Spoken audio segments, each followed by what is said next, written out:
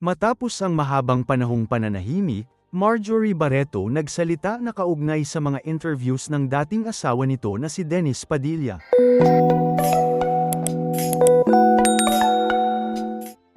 Sa kanyang naganap na panayam sa batikang showbiz columnist na si OJ Diaz, sinabi nito na iniiwasan niyang mapanood ang mga interviews ng kanyang dating asawa dahil sa bigat ng emosyong epekto nito. Hindi ko kaya. Sa totoo lang, parang I think there's just too many emotions the past few days na parang ayokong galitin ng sobra yung sarili ko. I try to really, as much as possible, not share kahit minsan alam kong I have the power already to correct things. Nitong mga nakaraang araw naging laman ng social media ang kanyang mga anak dahil sa mga post ni Dennis na naging bisita lang umano ito at hindi ama sa kasal ng kanilang anak na si Claudia Barreto.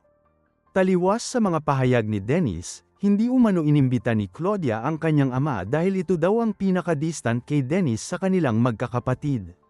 Si Marjorie pa daw mismo ang nagtulak kay Claudia na imbitahin ang kanyang ama. Ayon kay Marjorie, na alas 6 pa lamang ng umaga ng April 9 ay nagri-ring na ang telepono ni Claudia. Bukod dito nag-send pa umano ito ng mapanghusgang mensahe.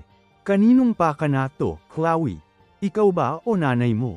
Sinabi pa nito, na pumayag si Claudia na pumunta ang kanyang ama sa kanyang kasal dahil sa napagkasunduan nilang hindi siya ihahatid ng kanyang ama sa altar at hindi magbabahagi ang kanyang ama ng mga detalye sa social media. Ayon pa kay Marjorie na may bad temper ang kanyang dating asawa. Wala raw itong pakialam kung may mga taong makakakita. Pag gusto niyang sumabog, sasabog siya. Walang pakialam yan. I know him the most. I was with him for 14 years. The prime of his life. The peak of his temper.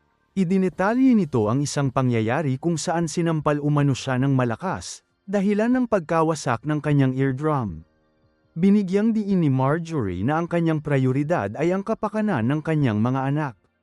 Hinimok niya si Dennis na piliin ang kapayapaan kaysa pansin, at itigil ang paggamit ng mga interview upang hindi direktang atakihin ang kanilang pamilya. Anong masasabi niyo sa usapin na ito? Magkomento lang sa ibaba at maraming salamat sa panunood.